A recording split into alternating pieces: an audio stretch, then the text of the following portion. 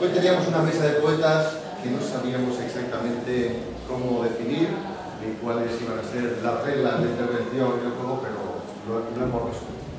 Yo quería algo un poco más sanguinario, un enfrentamiento entre poetas, o eliminar a los poetas que lean poemas que nos gustan menos, pero al final hemos optado por un formato más civilizado. Y entonces lo que vamos a hacer será hablar 2 rondas de 5 minutos, leyendo poemas, y después habrá un debate entre ellos y entre todos. Así que quedará abierto quien quiera interpelar a los poetas, quien quiera decirles algo, quien quiera comentar, también pueden hacerlo los poetas entre ellos. Y hoy contamos, va a empezar Luis Bagué, luego seguirá Pixia y finalmente Ramón Mascú. Los 3 son magníficos poetas con trayectorias consolidadas. Habíamos pensado por si presentar sus últimos libros, hemos optado porque un formato más abierto podría ser más atractivo para el público y también para ellos que no iban sujetos a guión, a explicar el libro y a leer poemas únicamente. Les dejo con ellos y espero que disfruten. Muchas gracias por venir. Buenas tardes. Pues yo quería dar las gracias a Joaquín, a los cómplices de Veus de la Mediterránea y a todos los que han organizado esto y han permitido pues, que estemos aquí en este formato que Joaquín quería consolidar como una especie de gran hermano poético y que yo creo que se va a parecer más al formato de First Dates por racitas rápidas poéticas. Pero bueno, yo y modestamente reconozco que tenía que estar aquí porque en un encuentro que se llama Veus de la Mediterránea voy a presentar un libro que se llama Clima Mediterráneo, de tal manera que, aunque sea por sintonía argumental, pues, bueno, que estoy contento de estar aquí.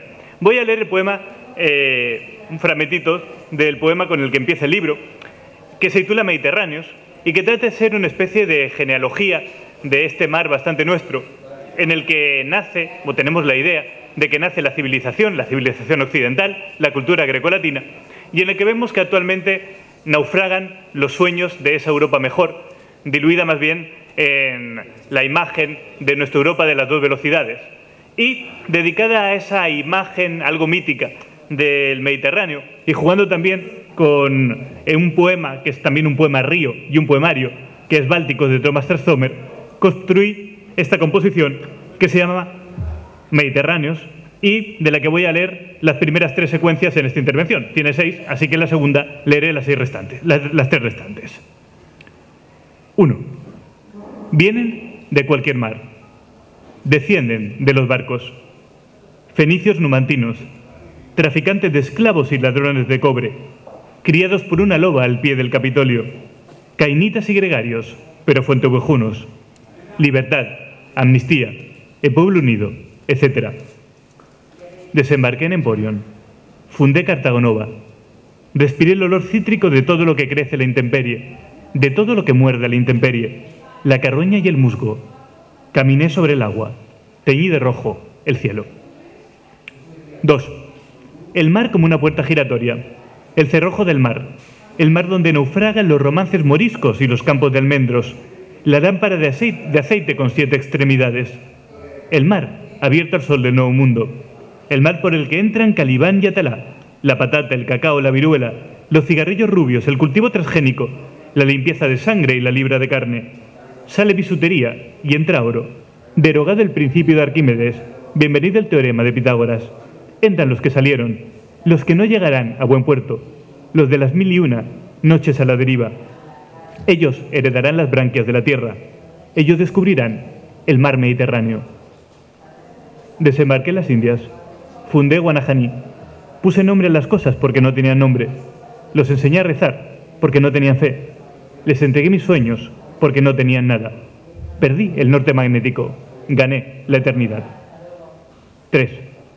En la playa de Niza, herido ya de muerte, escucha el movimiento que hace el alma. Ondulación serena, curva serpentinata, escorzo trágico, cuando quiere separarse del cuerpo.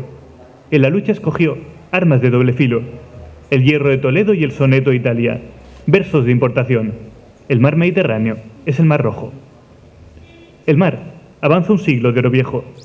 Lope de Carpio ve la luz en los ojos de Marta de Nevares. Bebe el viento en los ojos de Marta de Nevares. Acaricia la piel de la serpiente en los ojos de Marta de Nevares. La cicatriz del sol en carne viva. Detrás de la peluca se esconde la Edad Media. Encerrado en la cárcel de las 3 unidades, aún sueña con volar a lomos de una escoba, con arder hasta el tuétano, con el umbral donde lo espera Goya. El mar Mediterráneo es el mar Negro. Desembarqué en Mallorca, fundé la soledad. Cruzan el mediodía como un sudario blanco. No vienen a por mí. Hola, buenas tardes. Bueno, yo me uno a los agradecimientos que ha hecho Luis Bagué y doy las gracias por la invitación. Y bueno, es un placer compartir mesa con Ramón Bascuñana y con Luis Bagué. Es un honor para mí, muchas gracias. Voy a leer algunos poemas. Bueno, yo soy favorable también a lo del Gran Hermano Poético. Me parece que ha sido una idea estupenda que habría que pensar en poner en práctica alguna vez. Pero bueno, de momento vamos a empezar a leer unos poemas de mi último libro, QWERTY, El oficio de escribir. La primera vez que puse los dedos sobre una Olivetti y tecleé con la mano izquierda QWERTY, supe que no había escapatoria.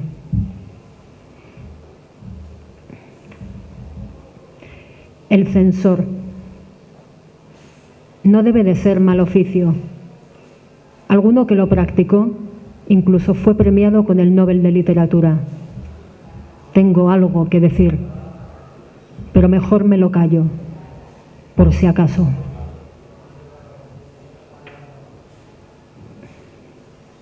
Este poema es un poema basado en hechos reales y se titula Soneto versus verso libre. Había muchos testigos. De hecho, la sala estaba a rebosar. En la mesa un moderador y 3 poetas, yo incluida. La voz llegó desde el público. La reconocí.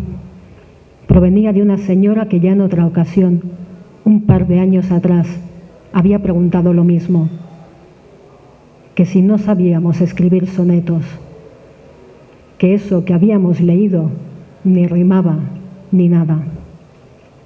Se escuchaba el removerse incómodo del público en la oscuridad, a la espera de que uno de nosotros tomara la palabra. Empezamos a esgrimir excusas que justificaran la existencia de nuestros caprichosos versos libres. No sé si la señora quedó conforme. Yo sigo temiendo que entre las sombras de cualquier auditorio emerja de nuevo un día de estos y se haga realidad el refrán que dice que no hay 2 sin 3.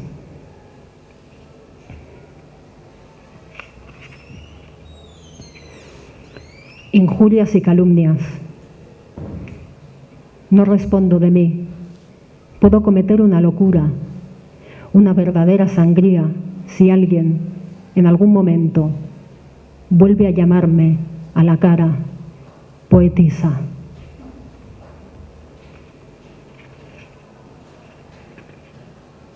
¿Qué es poesía? Eso que alimenta mi espíritu, mientras mi madre me llena la nevera.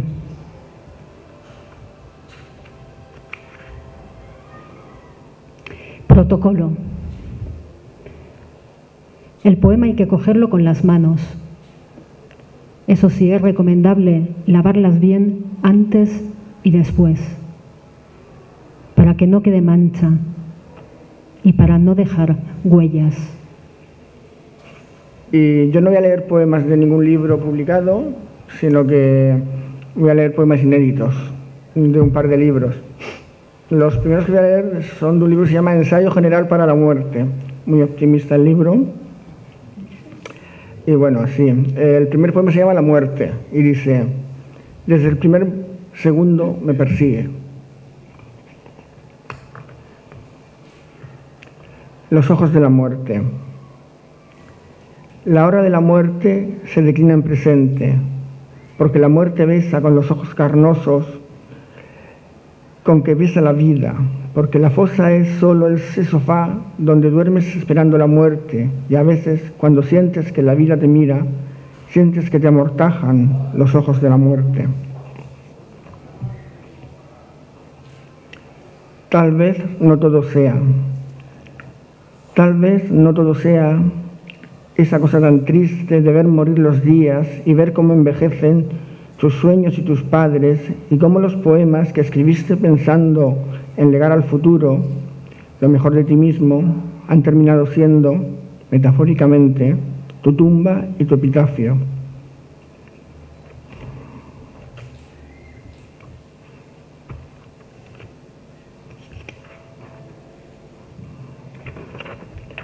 Línea recta. La vida es una línea recta escrita sin palabras entre el niño que fuiste y el muerto que serás.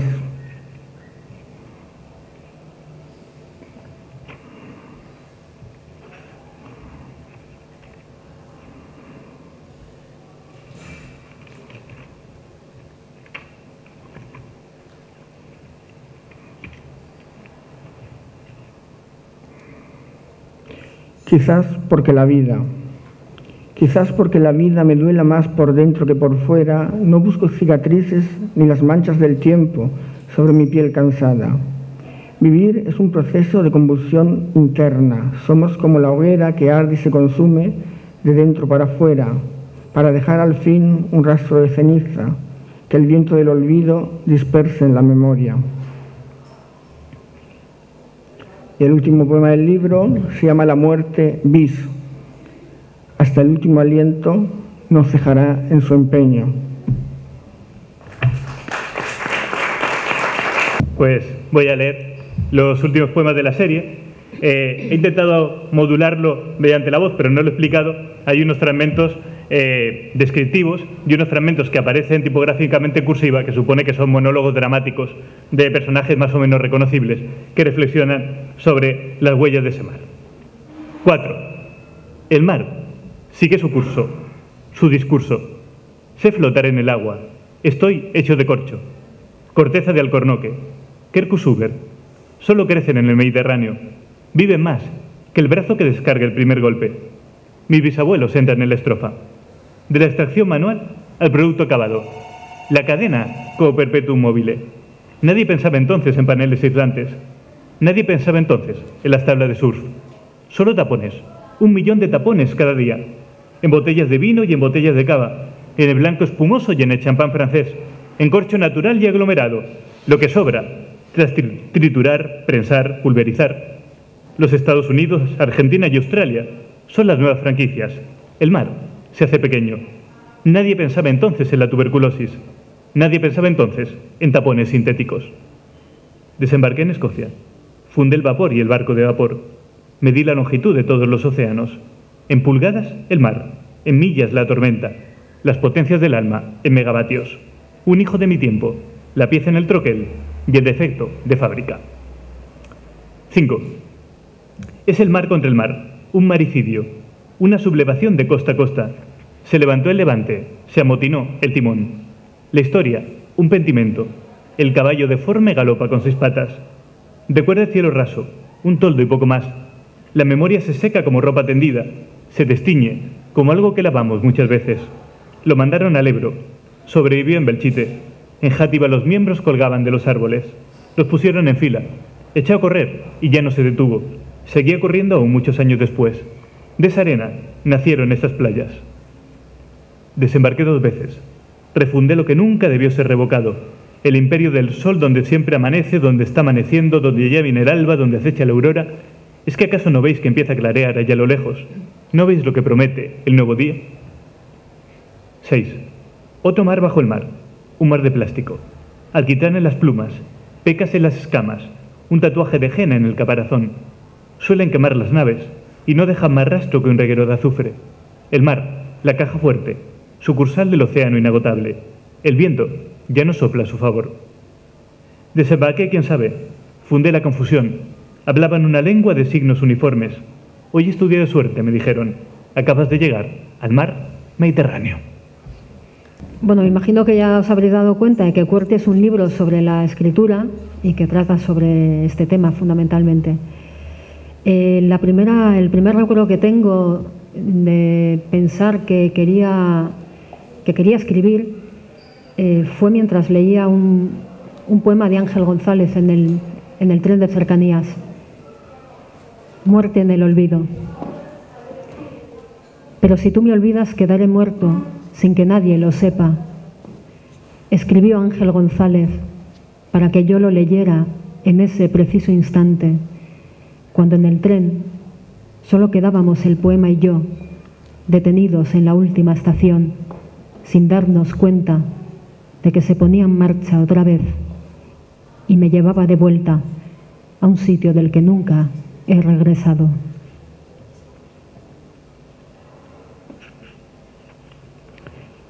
Papelera. No la del ordenador, me refiero a las de toda la vida, donde iban a parar esos poemas que no tenían ni el mérito de encestarse. Se quedaba ahí fuera el poema, hecho una bola de papel, desatinado, vencido, completamente humillado. Entonces, volvías a intentarlo, lo hacías por él, por lo que pudo haber sido. Eran otros tiempos.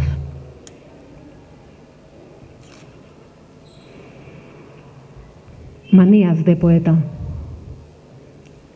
Hacer la cama antes de ponerme a escribir. Si es a bolígrafo, tinta verde. Si es en el ordenador, Times New Roman, cuerpo 12, a doble espacio. Y poco más. El resto es un mito. Esa cosa que tenemos los poetas de hacernos los interesantes con todo, menos con la poesía.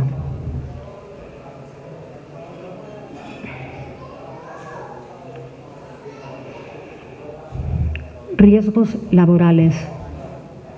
El de poeta no es un oficio del que puedas salir indemne. Creen que vives solo para poder contarlo. Cuando alguien se ve convertido en poema, o te lo agradece o te deja. Luego está lo más delicado, las dedicatorias. Es difícil que no terminen volviéndose contra ti. Y para rematar, los críticos. Eso, mejor lo dejamos para otro poema.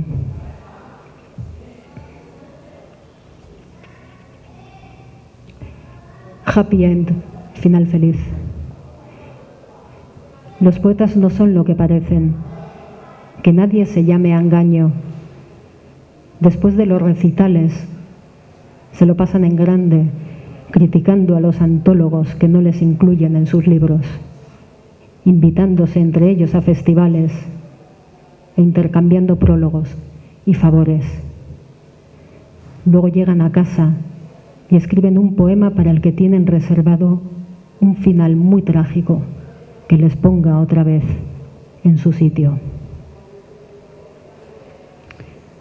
Y para terminar, Titanic. Todos hemos vivido nuestro particular naufragio, esa roca de hielo que rasga de parte a parte tu armadura, dejando una herida al descubierto y el grito ahogándose junto a tu cuerpo, rendido de bracear hasta una orilla que retrocede. Todo esto en mitad de la noche helada, donde a punto de morir solo puedes pensar en la belleza de ese iceberg que te ha vencido y en cuya punta ondea victorioso este poema. Bueno, una vez le dije a Óscar y a Raúl que iba a escribir un poemario que no se pareciera a nada de lo que yo solía escribir o suelo escribir. Iba a intentar cambiar de estilo. Yo no sé si lo he logrado, supongo que no. Pero bueno, el poemario se titula Huellas dactilares sobre el corazón. Título raro. Los poemas no llevan título, con lo cual los voy a ir leyendo y punto. No estar, no ser, no servir para nada, no salir en la foto, no pertenecer a ningún grupo, únicamente ser, ausencia de ti mismo. Otro día más, otro día menos, y otro más, y otro menos, y otro, la nada sucediendo a la nada. Un día completo, completamente vacío. Ni todo, mi odio ni todo mi amor hubieran sido suficientes para retener a mi lado la esperanza del tuyo.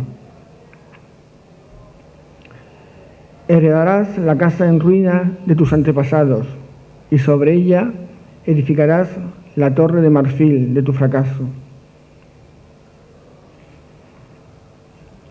Necesitas lo justo, mas la vida es injusta. Siempre te falta algo.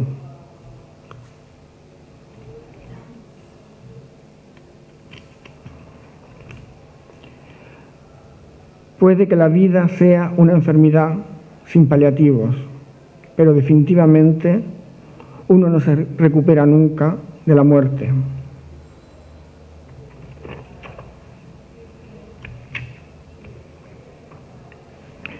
La destreza del viento despojando las ramas, desnudando al lenguaje de ornamento, hasta que solo quede la sustancia, o puede que la raíz amarga del poema.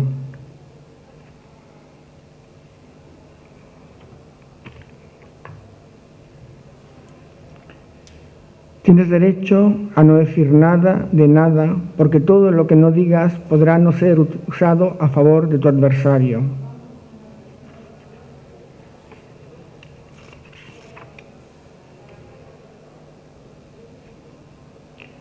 Desnudas el poema en busca de su esencia, arrancas al cadáver la carne putrefacta, arrojas los despojos al cubo de basura, te queda el esqueleto descarnado, su certeza, los huesos de la vida.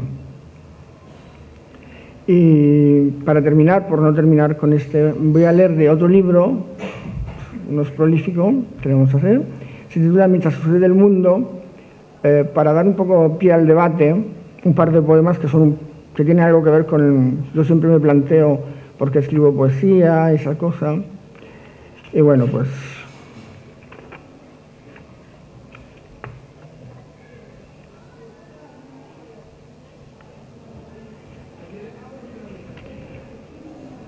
La mirada de Rilke. María Victoria Tencia en un poema habla del ángel de la ira, un ángel misterioso, fugaz, como el reflejo del rayo en la tormenta. Admiro a los poetas que huyen de la vida por la escala invisible de los seres sin alma y escriben los poemas como los exorcismos, en trance de profeta. Son poemas abstractos, como muros heridos por las grietas del tiempo. Un ángel siempre admite no ser interpretado. El resto es solamente la mirada de Rilke. Y para salirnos un poco de la tónica y terminar, algo divertido y breve, este poema, como tantos otros, está subtitulado para ciegos.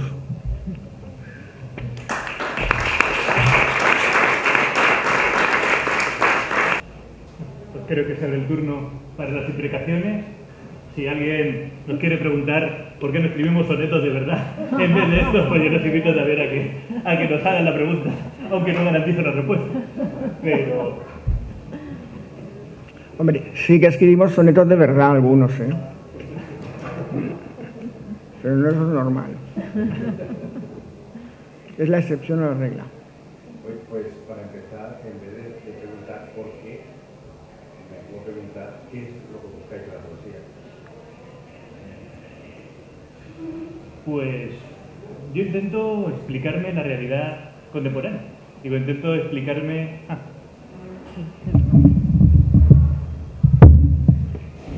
En realidad, yo no parto de una premisa distinta cuando escribo un poema que cuando escribo otro tipo de texto, un ensayo o cualquier otro formato discursivo. Trato de explicarme el tiempo en el que vivimos y trato de mirar la realidad desde un filtro distinto. En realidad, cuando escribo pretendo dos cosas. Habitualmente, en los libros pretendo que el lector piense y esboce una media sonrisa.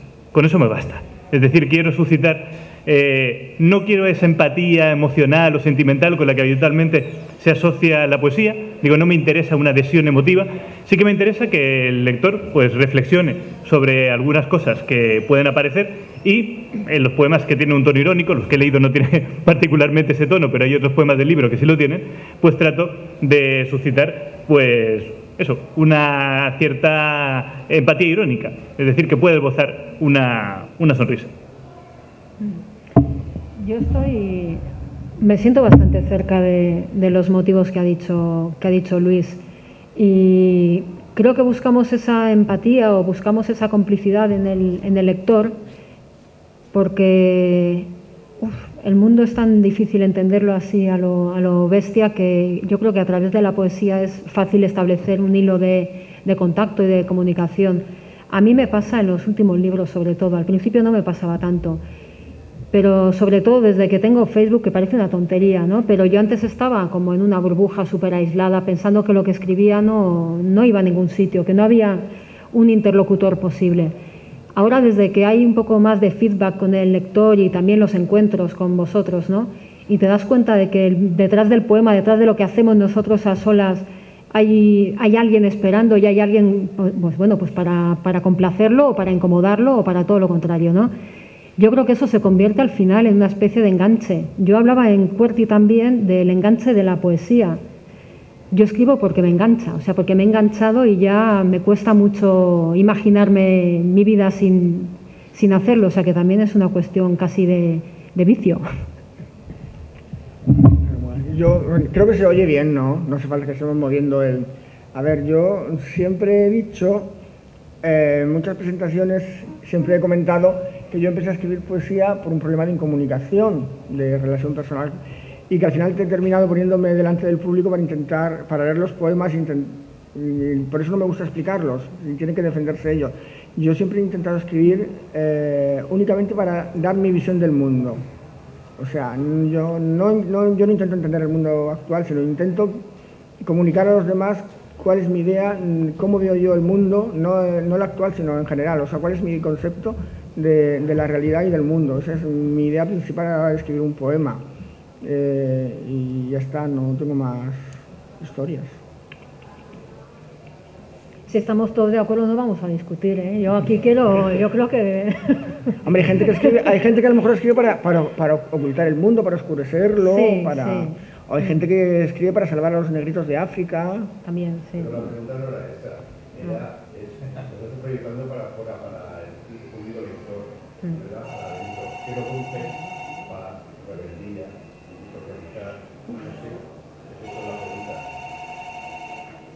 Es que cuando uno se pone la página en blanco existe el lector, siempre, sí, aunque el lector sea uno solo.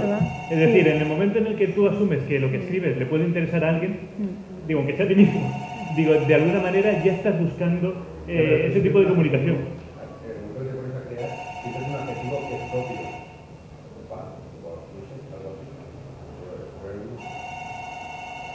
No sé, inquietud, venga, vamos a poner un sustantivo.